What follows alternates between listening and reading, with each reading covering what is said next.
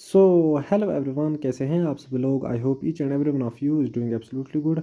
My name is Muzammil Wahab Kumar and I welcome you on this beautiful channel बायोस्पार्क।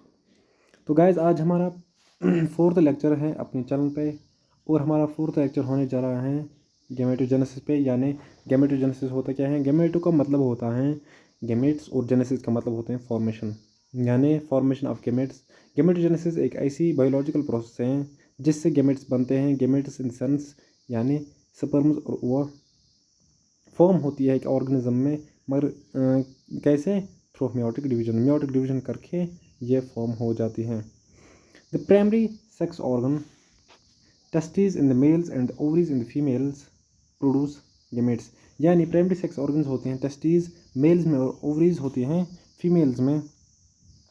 Ovaries होती हैं females में। ये produce करते हैं गेमेट्स को। ये प्रोड्यूस करते हैं गेमेट्स यानी स्पर्म्स और ovum respectively by the process called gametogenesis. इसी प्रोसेस को हम कहते हैं गेमेटोजेनेसिस।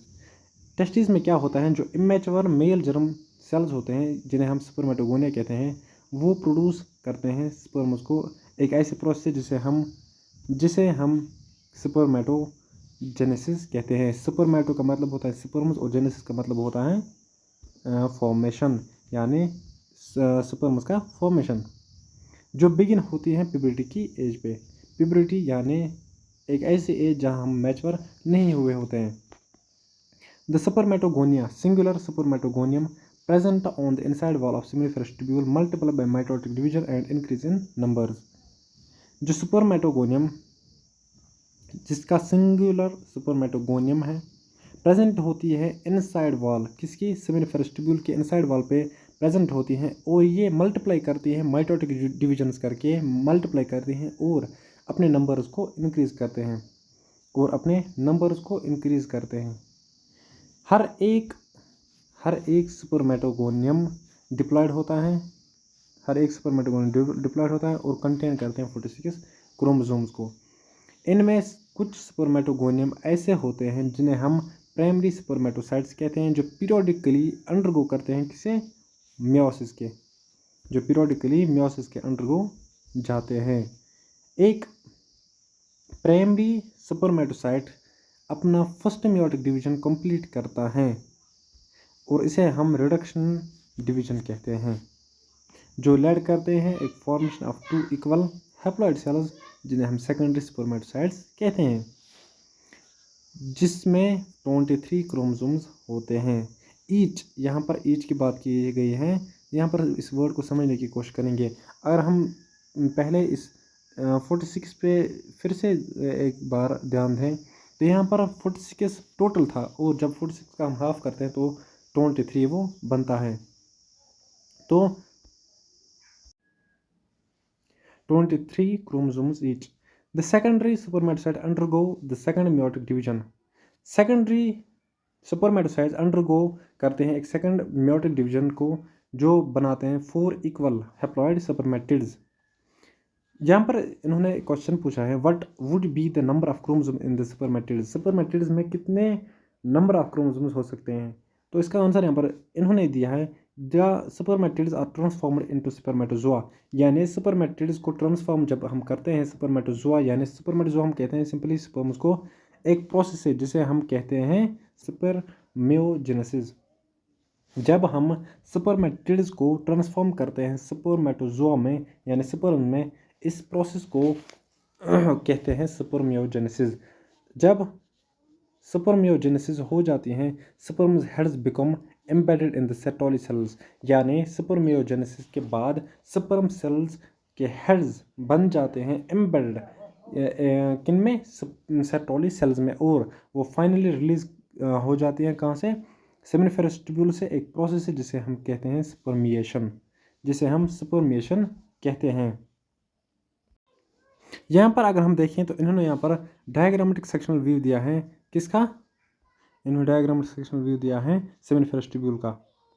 तो हम यहाँ पर देखेंगे, जो पहले यहाँ पर आपको ये दिख रहे हैं, जो ये बाल्स लाइक दिख रहे हैं, इसे हम कहते हैं स्पर्मेटोजोआ। और स्पर्मेटोजोआ के बाद होते हैं स्पर्मेटिड के बाद यहाँ पर इन्होंने सेकेंडरी स्पर्मेटोसाइट दिया है। सेकेंडरी स्पर्मेटोसाइट के अंदर जो है प्राइमरी स्पर्मेटोसाइट दिया है और यहीं पर इन्होंने सर्टोली सेल्स भी दिए हैं और इसके एंड पे इन्होंने दिया है स्पर्मेटोगोनियम। ये एक डायग्रामेटिक सेक्शनल व्यू था एक सेमिनिफेरस ट्यूब्यूल का। स्पर्मेटोजेनेसिस स्टार्ट होते हैं at the age of puberty due to significant increase in the section of gonadotropin releasing hormone. यानी स्पर्मेटोजेनेसिस स्टार्ट होती है एक ऐसी एज, एक ऐसी प्यूबरिटी एज है, मगर किसकी वजह से? सिग्निफिकेंट इंक्रीज की वजह से, एक हार्मोन की वजह से, जिसको हम कहते हैं gonadotropin releasing hormone. This if you recall is a hypothalamic hormone. अगर आप याद करो तो ये एक हाइपोथैलेमिक हार्मोन है।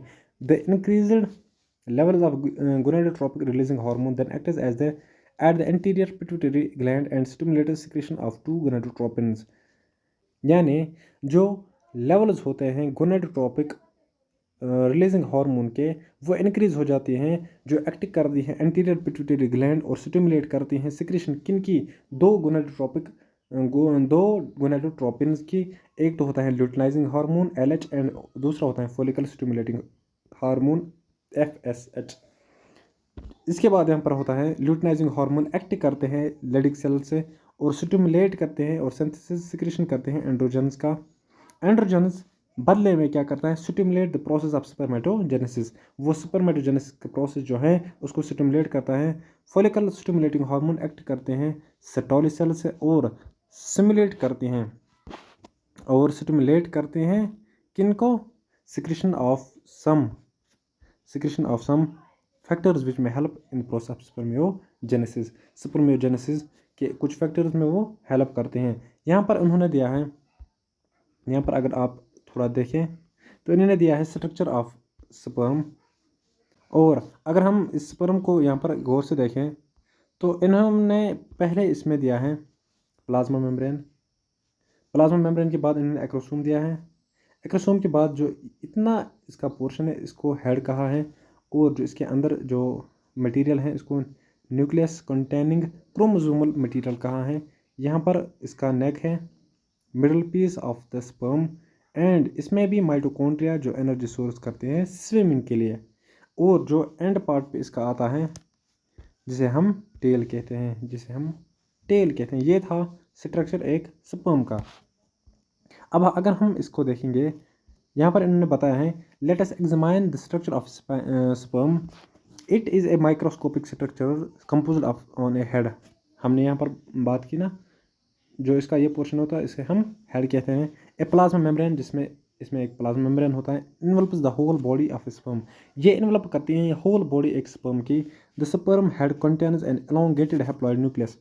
और जो स्पर्म होते हैं इसका जो हेड होता है वो कंटेन करता है एक एलोंगेटेड हैप्लॉइड न्यूक्लियस का। The anterior portion of which is covered by cap like structure, जिसका एंटीरियर पोर्शन कवर्ड होता है कैप लाइक स्ट्रक्चर के साथ, जिसे हम एक्रोसोम कहते हैं। The acrosome is filled with enzyme that help fertilization of the वूम।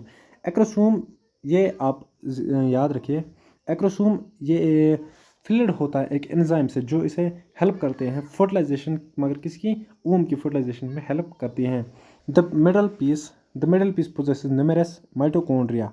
जो मिडल पीस होते हैं वो पोजेस करते हैं न्यूमेरस माइटोकॉन्ड्रिया जो प्रोड्यूस एनर्जी करते हैं, मगर किन के लिए? मूवमेंट के लिए, टेल की मूवमेंट के लिए, जो फैसिलिटेट करते हैं स्पर्म मोटिलिटी, जो एसेंशियल होती हैं फर्टिलाइजेशन के लिए।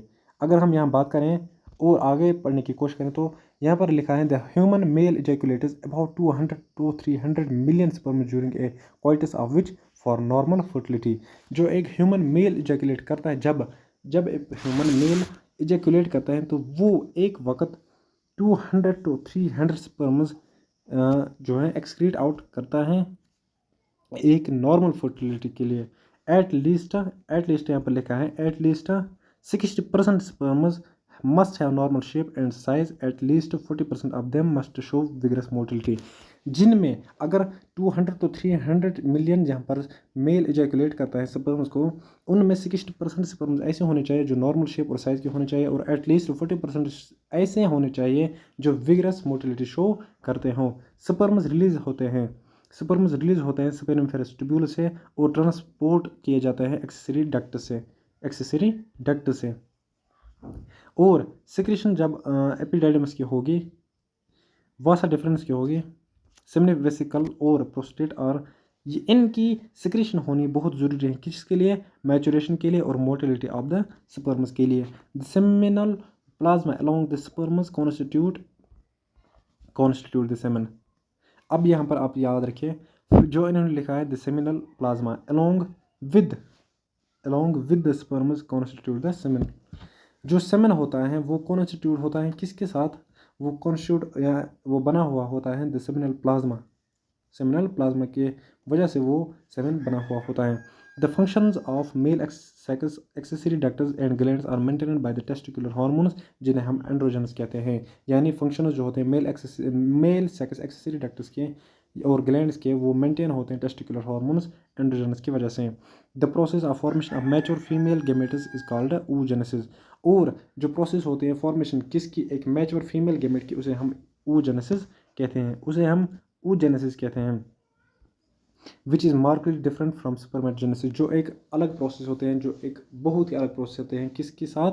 स्पर्मेटोजेनेसिस के बराबर में एक अलग सी प्रोसेस होते हैं। oogenesis is initiated during the embryonic development stage when a couple of million gamete mother cell oogonia are formed within each fetal ovary. No more oogonia are formed and added after birth।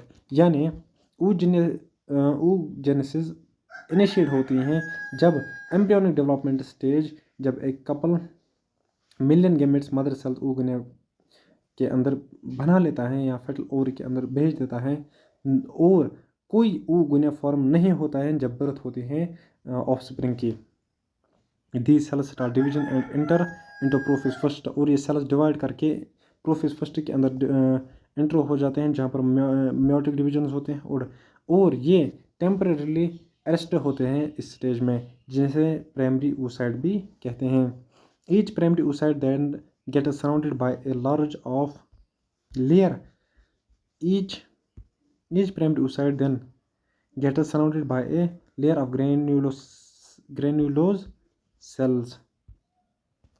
Each primary oocyte then gets surrounded by a layer of granulose cells and is called the primary follicle. A large number of these follicles degenerate. Large number of इन ये follicles होते हैं वो degenerate होते हैं, इनमें large number of follicles degenerate होते हैं during the phase from birth to puberty. Therefore, at puberty, 60,000 to 80,000 primary follicles are left in each ovary. The primary follicles get surrounded by more layers of granular cells and new theca and are called secondary follicles. और इन्हें secondary follicles कहते हैं। The secondary follicle soon transform. जो secondary follicle होते हैं वो transform होते हैं एक टर्शियरी फॉलिकल में, which is characterize by fluid cavity, जिसे हम एंट्रम कहते हैं। अगर हम अब शॉर्ट में इस सबको अगर हम शॉर्ट में अब गेमेटोजेनेसिस के बारे में बात करें तो गेमेटोजेनेसिस एक ऐसी बायोलॉजिकल प्रोसेस होती है तो गेमेटोजेनेसिस के बारे में अगर हम अब शॉर्ट में बात करें तो गेमेटोजेनेसिस एक ऐसी बायोलॉजिकल प्रोसेस है जो गेमेट्स को बनाते हैं, यानी स्पर्म्स और ओवम को बनाते हैं एक ऑर्गेनिज्म के अंदर, जो बन जाते हैं किसकी वजह से? थ्रू मेयोटिक डिवीजन के वजह से। अगर मेल्स की बात करेंगे तो मेल्स में यहाँ पर होता है स्पर्मेटोजेनेसिस जो प्रोड्यूस स्पर्म्स को करते हैं, और फीमेल्स में oogenesis जो प्रोड्यूस करते हैं एग्स या ओवो को। स्पर्मेटोजेनेसिस मेल्स में होते हैं जिनकी लोकेशन टेस्टिस होती हैं। अगर एग्जैक्ट लोकेशन की बात हम करेंगे तो इनकी एग्जैक्ट लोकेशन होती है सेमिनिफेरस ट्यूब्यूल्स के। तो एक स्पर्मेटोगोनियम से 4 फंक्शनल स्पर्म्स बनते हैं, और oogenesis की अगर हम फीमेल्स में बात करेंगे तो इनकी लोकेशन होती है ओवरी में। और एक oogoनियम की जब एक oogoनियम ट्रांसफॉर्म होता है तो एक oogoनियम से एक फंक्शनल ओवम और 3 पोलर बॉडी बन जाते हैं। जो 3 पोलर बॉडी होती हैं वो फिर डिजेनरेट हो जाती हैं। वहाँ पर अगर हम बात करें स्पर्मेटोजेनेसिस जो मेल्स में हम बात की थी, तो वहाँ पर हमने बात की थी कि एक स्पर्मेटोगोनियम से 4 फंक्शनल स्पर्म बनते हैं, और यहाँ पर फीमेल्स में एक oogoनियम से एक ही फंक्शनल ओवम बनते हैं और 3 पोलर बॉडीज होते हैं, वो भी आखिर में डिजेनरेट हो जाते हैं। अगर हम की डिफरेंस की बात करेंगे तो स्पर्मेटोजेनेसिस और oogenesis में की डिफरेंस की बात करेंगे, यहाँ पर शॉर्ट में एंड रिजल्ट यही निकल कर आता है जो मेल्स होते हैं उनमें 4 गेमेट्स बन जाते हैं एक प्रिकर्सर से, और फीमेल्स में एक गेमेट बन जाता है एक ही प्रिकर्सर से। प्रिकर्सर मतलब स्टार्टिंग स्टेज, जहाँ से ओरिजिनल सेल जो जहाँ से ओरिजिनल सेल स्टार्ट होती हैं या जहाँ से ओरिजिनल सेल अदर सेल्स को राइज करते हैं। So thank you. ये था आज का लेक्चर। अगर आपको पसंद आया हो तो प्लीज़ लाइक कीजिए और सब्सक्राइब कीजिए हमारे इस चैनल को, ताकि हम अगले आने वाले वीडियोस को भी आपके साथ शेयर करते रहेंगे। Thank you very much.